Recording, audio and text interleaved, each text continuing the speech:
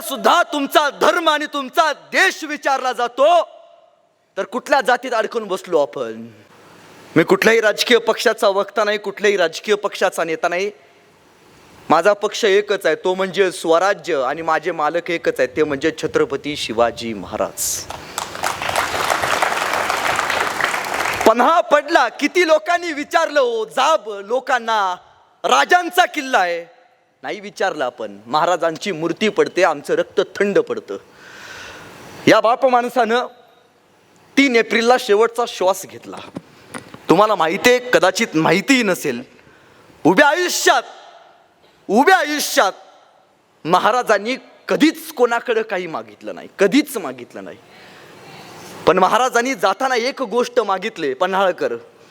प्रत्येक इतिहासाला आणि इतिहासकाराला ती मागितले. काय मागितले? हा राजा जाताना शेवटचे एक वाक्य म्हणतोय, शेवटची इच्छा आहे महाराजांची. महाराज म्हणतात, काशीचा विश्वेश्वर मुक्त करा. काय मागितलं हो इच्छा? मागून मागून काय? माझ्या पिढ्यांना जहागिरी द्या? नाही. माझ्या पोरांना अभिमानानं स्वाभिमानानं मिरवा, माझी जयंती साजरी करा, माझी पुण्यतिथी साजरी करा? नाही नाही नाही. मागितलं काय? फक्त मुक्त करा. एवढी साधी इच्छा सुद्धा आपण महाराजांची उभ्या आयुष्यात कधी पूर्ण करू शकलो नाही. काशीचा विश्वेश्वर महाराजांचं स्वप्न होतं, ती इच्छा आपण पूर्ण करू शकले नाहीत. कसले स्वतःला मराठे म्हणवून घेतो. अटके पार झेंडे लावले मराठ्यांनी. किती लोकांनी आपल्या पोरांना सांगितले. आपण सांगितलं इतिहासामध्ये की या देशावरती इंग्रजांनी 150 वर्ष राज्य केलं. किती वर्ष? 150 वर्ष राज्य केलं. आपण सांगतो, अरे पण 125 वर्ष या महाराष्ट्रात मराठ्यांनी राज्य केलं. महाराष्ट्रात नाही, अखंड हिंदुस्थानात मराठ्यांनी राज्य केलं. हे आपण आपल्या पोरांना कधी सांगितलंय का? 3 एप्रिलला शिवरायांचं निधन झालं. पण उभ्या आयुष्यात औरंगजेब दिल्लीवरनं महाराष्ट्रात कधी आला नाही, कधीच आला नाही. उभ्या आयुष्यात आला नाही. तो आला किती साली? तो 1681 साली आला. शिवरायांच्या मृत्यूनंतर तब्बल 1 वर्षानं त्याला महाराष्ट्रात यावं वाटलं. आल्यावरती तो संभाजी महाराजांशी नडला. संभाजी महाराजांनी औरंगजेबाला याच मातीत ताणून मारला. शेवटी इथंच मेला. मरताना बादशाही पदाची पगडी नव्हती डोक्यावरती, स्वप्न होतं. मरताना बादशाही पदाची पगडी घालून हे राज्य जिंकून जाईन. 3.5 ते 4 जिल्ह्यांचं असणार हे हिंद प्रांत, ते जिंकता नाही आलं त्याला. त्याचं स्वप्न होतं संभाजी महाराज यांची कत्ल करून शिवरायांचा विचार संपवायचा. कधी विचार केलाय? खरं तर औरंगजेब दिल्लीतनं महाराष्ट्रात संभाजी महाराजांना मारायला आला नव्हता. वाचलं पाहिजे. औरंगजेब दिल्लीतनं महाराष्ट्रात संभाजी महाराजांना मारायला आला नव्हता. औरंगजेब दिल्लीतनं महाराष्ट्रात छत्रपती शिवाजी महाराज आणि छत्रपती संभाजी महाराज नावाचा विचार मारायला आला होता. विचार करा ना, ज्यावेळी संभाजी महाराजांना मारलं त्यावेळी तो परत दिल्लीला गेला नाही, तो इथंच थांबला. 18 वर्ष या मातीशी झुंजला. संताजी असू देत, धनाजी असू देत, ताराणी मासाहेब असू देत, राजाराम महाराज असू देत, तो इथं त्यांच्याशी लढला आणि मेला. त्याची काही पत्र गेलेत दिल्लीला. त्या पत्रात तो असं म्हणतोय की शिवाजी अजून मला छळतोय. 1680 साली त्याचा मृत्यू झालाय शिवरायांचा, आणि 1681 साली हा पत्र लिहितोय. 1681-82 जी पत्र आहेत दिल्लीला गेलेली की शिवाजी अजून मला छळतोय. याचं कारण त्याला सांगायचं आहे, महाराज जिवंत नाहीयेत, पण महाराजांच्या मृत्यूनंतर शिवाजी नावाचा विचार अजूनही मला इथं श्वास घेऊन देत नाही. तो शिवरायांचा विचार संपवायला आला होता. मग महाराजांचा विचार काय हो? साधा विचार आहे महाराजांचा. 18 पगड 12 बलुतेदार जात एकत्र राहिली पाहिजे, ह्या राजाचा विचार होता. पण आता बघा ना, शिवजयंती आली की आपण म्हणतो मराठ्यांची जयंती आली. अहिल्याबाई होळकरांची जयंती आली, आपण म्हणतो धनगरांची जयंती आली. डॉक्टर बाबासाहेब आंबेडकरांची जयंती आली, आपण म्हणतो दलित समाजाची, बौद्ध समाजाची जयंती आली. अरे बंद करा उत्पात, थांबवा आपुला घात, सामर्थ्यानं जावं व्यर्थ, काहीसा अर्थ येऊ द्या रे. हा देश माझा याचे भान जरासे राहू द्या रे. हा देश माझा याचे भान जरासे राहू द्या रे. मध्यंतरी 8 दिवसापूर्वी काश्मीरमध्ये एक हल्ला झाला. तुम्हाला माहिती आहे हल्ला करणाऱ्यांनी काय विचारलं? तू मराठा आहेस? नाही विचारलं. तू धनगर आहेस? नाही विचारलं. तू बौद्ध आहेस? नाही विचारलं. विचारलं तू हिंदू आहेस का? तू भारतीय आहेस का? विचारलं तू भारतीय आहेस का? तू हिंदू आहेस का? अहो मारताना सुद्धा तुमचा धर्म आणि तुमचा देश विचारला जातो, तर कुठल्या जातीत अडकून बसलो आपण?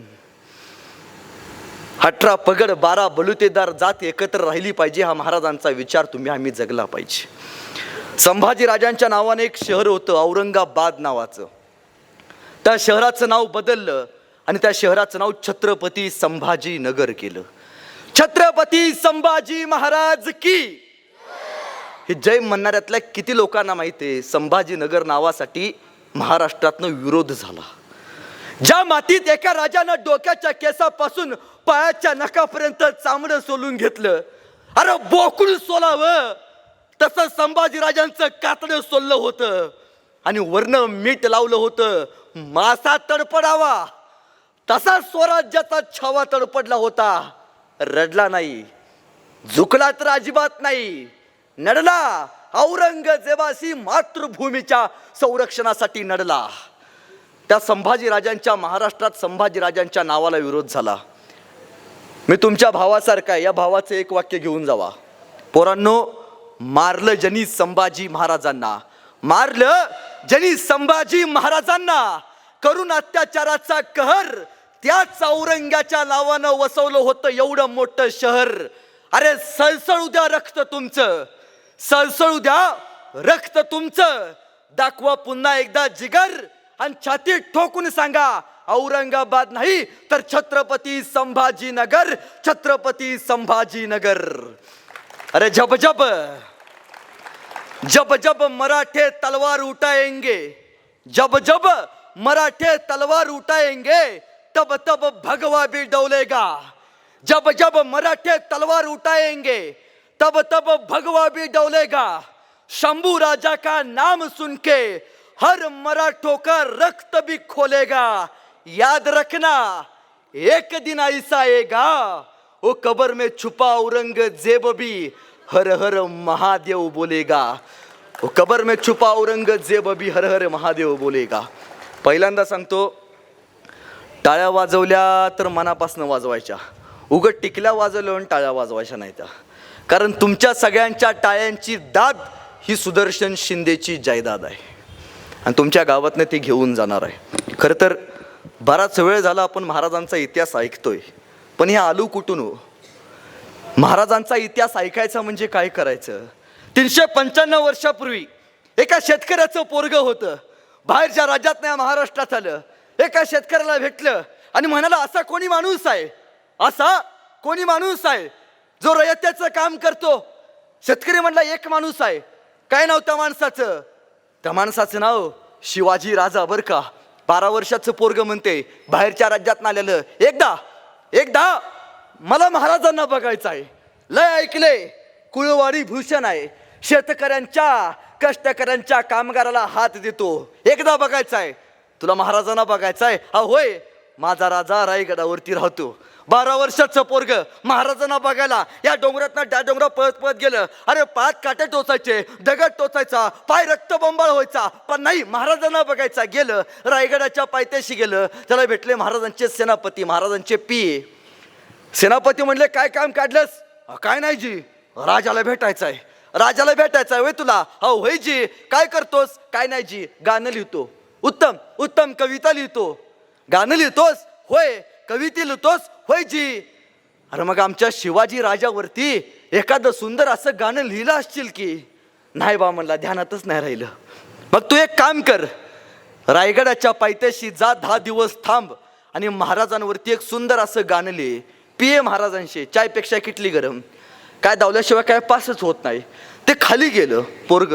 त्या पोरानं 12 वर्षाच्या राजांवरती एक उत्तम असं गाणं लिहिलं. ते आलं आणि सेनापतीला भेटलं.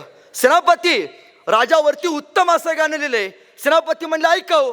आणि त्या 12 वर्षाच्या पोरानं महाराजांवरती लिहिलं सुंदर असं गाणं ऐकवलं. वा, चल तुला राजाची भेट घालून देतो. ते कोल्हापूरकर गाणं आपण आयुष्यात एकदा तरी ऐकले. ते गाणं साक्षात महाराज जिवंत असताना लिहिले. महाराजांच्या हयातीत लिहिलं पहिलं गाणं. त्या पोराला धरलं, राजांच्या समोरून उभा केलं. राज, 12 वर्षाच्या पोरानं तुमच्यावरती उत्तम गाणं लिहिलंय. राजा म्हणजे ऐकव. आणि 12 वर्षाचं पोरग राजांवरती लिहिलं सुंदर असं गाणं ऐकवायला चालू झालं. माझ्याबरोबर सगळ्यांनी टाळ्या वाजवायच्या, हात वरती करा.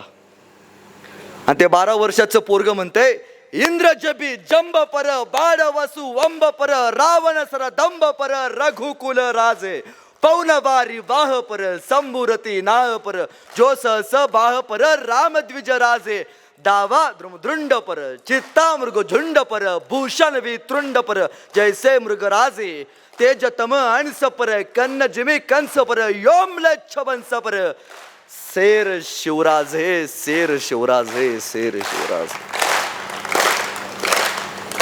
गाणं प्रत्येकानं ऐकले. हे गाणं साक्षात महाराज जिवंत असताना लिहिले. त्या कवीचं नाव कविभूषण. महाराज म्हणाले, कविभूषण वा, बोला तुम्हाला काय बक्षीस देऊ. कविभूषण लगीन नाही म्हणाले. हा महाराज, पन्हाळ्याच्या नगरपंचायती सोड बघा, का पोराला कुठे जिल्हा मध्यवर्ती चिटकवताय का बघा. रक्त वेगळं होतं. महाराज, हिरे माणिक मोती यापेक्षा छत्रपती शिवाजी महाराज ही सगळ्यात मोठी आमची दौलत आहे. महाराजांनी या कविभूषणाचा सत्कार कैक सोने आणि नाणी देऊन केला. जगाच्या इतिहासात एकमेव असा राजा आहे ज्यांनी कलाकारांचा सन्मान केला. इतिहास एकच नाव सांगतो, छत्रपती शिवाजी महाराज. आणि त्यानंतर मग शाहू महाराज यांनी कलाकारांना, पैलवानांना, कुस्तीगिरांना प्रोत्साहन दिलं. खरं तर हे ऐकल्यावरती आपल्याला खूप छान वाटतं, पण याच्या पाठीमागची तळमळ तुम्हाला माहिती आहे. एकदा तानाजी मालुसरे राजांना भेटायला आले होते आणि राजांना म्हणाले, राज, रायबाचं लगीन काढले बर का. राज, तुम्हाला रायबाच्या लग्नाला लागते बर का. राज, तुम्ही सहपत्नी माझ्या रायबाच्या डोक्यावरती अक्षता टाकत नाही, तोपर्यंत मी माझ्या रायबाचं लगीन करत नसतो बर का. राजा म्हणला, अरे तान्हा, रायबाचं लगीन काढलास होय. हा होय राज. अरे पण तान्हा, कोंडा नाही घ्यायचा म्हणतो रे. सरदिशी मागे सरला, हातातला पत्रिका फेकला. राज, म्या जातो की. अरे पण तान्हा, तुझ्या रायबाच्या लग्नाचं काय रे. नाही राज, म्या माझ्या पोराच्या लग्नात बाप म्हणून मिरवायचं आणि तुम्ही कोंडाणा घ्यायला जायचं. एका सरदारला शोभा देत नाही. राज, म्या जातो की. अरे पण ताना, तुझ्या रायबाचं नाही राज, आधी लगीन कोंडाण्याचं मग माझ्या रायबाचं. खाली आला, हातातला पत्रिका फेकला, घोड्यावरती बसला आणि गेला गेला गेला. तानाजी असा गेला.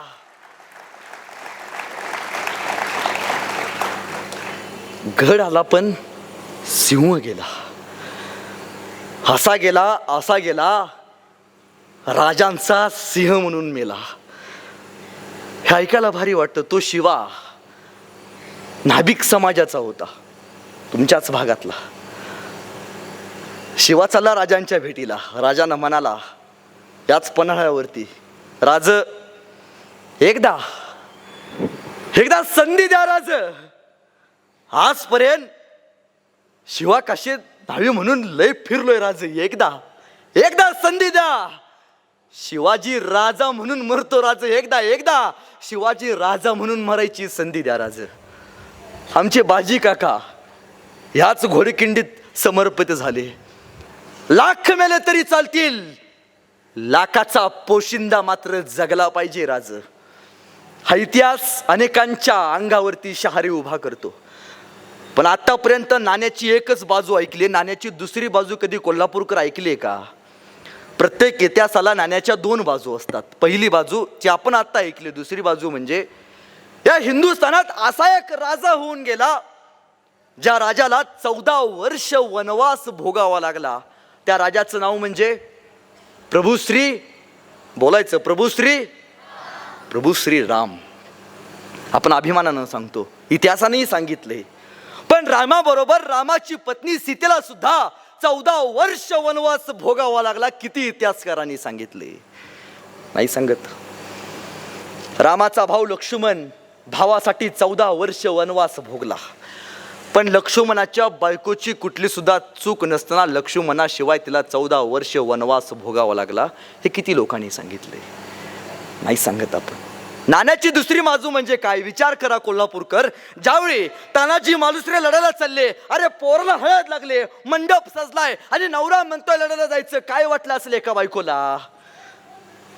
आताची एखादी बायको असती म्हणली असती, काय दिले त्या शिवाजी राजानं, थांबा लेकाचं लगीन काढले, लेकाला हळद लागले आणि तुम्ही किल्ला घ्यायला चाललाय. नाही, तानाजी मालुसरेंची पत्नी अशी नाही म्हणत. तानाजी मालुसरेंची पत्नी म्हणते, तानाजीराव, हो तानाजीराव, एक वेळ आपल्या रायबाचं लगीन नाही झालं तरी चालेल, पण तानाजीराव महाराजांच्या कोंडाण्याचं लगीन लावल्याशिवाय तुम्ही माघारी यायचं नाही. एका बायकोनं आपल्या नवऱ्याला सांगितले. माहितीये गेल्यावरती कपाळावरचं कुंकू पुसून घ्यायचं आहे, नवऱ्याला शेवटचं बघायचं आहे. पण नाही, आधी स्वराज्य आणि मग स्वराज्य संपल्यावरती आपल्या घरातलं लग्न कार्य. तो शिवा ज्यावेळी चालला त्यावेळी त्यांच्या बायकोला काय वाटलं असेल. माहितीये नवरा जाणार आहे, शिवाजी राजा म्हणून मरणार आहे. एका बायकोनं आपल्या नवऱ्याला शिवाजी राजा म्हणून मरण्यासाठी, या स्वराज्यासाठी माय माऊलींच्या कपाळावरचं कुंकू वाचावं यासाठी अर्पण केलं. होय, या मातीसाठी इथल्या मावळ्यांनी तलवाऱ्या चालवल्यात. होय, या मातीसाठी इथल्या मावळ्यांनी बलिदान दिले. पण त्यांच्या तोडीस तोड, त्यांच्याच जोडीनं या स्वराज्याचा भगवा अभेद्य फडकडावा यासाठी याच मातीतल्या मायमाऊलींनी जिवंतपणी कपाळावरचं सौभाग्याचं कुंकू आणि हातातल्या बांगड्या या स्वराज्यासाठी पुसून आणि फोडून घेतल्यात. त्यावेळी इथं बसल्या मायमाऊलींच्या कपाळावरचं कुंकू रंगलंय, ही त्या काळातल्या मायमाऊलींची पुण्य आहे. हे आपण विसरता कामा नये. महाराजांना आपण लाडानं काय म्हणतो, शिवबा. काय म्हणतो? शिवबा म्हणजे काय हो? एक कविमित्र एके ठिकाणी म्हणतो, शिवबा म्हणजे जिजाऊंच्या पोटी जन्माला आलेलं निरागस बाळ म्हणजे शिवबा. जिजाऊंच्या पोटी जन्माला आलेलं निरागस बाळ म्हणजे शिवबा. इंग्रज, डच, फ्रेंच यासारख्या अत्याचारांचा कर्दन काळ म्हणजे शिवबा. एकीकडे संयमाचा घाट म्हणजे शिवबा आणि सळसळत्या रक्ताची लाट म्हणजे शिवबा. आम्हा मर्द मावळ्यांना, या पन्हाळ्यावरच्या आम्हा मर्द मावळ्यांना आलेली माणुसकीची जाग म्हणजे शिवबा. आम्हा मर्द मावळ्यांना आलेली माणुसकीची जाग म्हणजे शिवबा. महाराष्ट्रातलं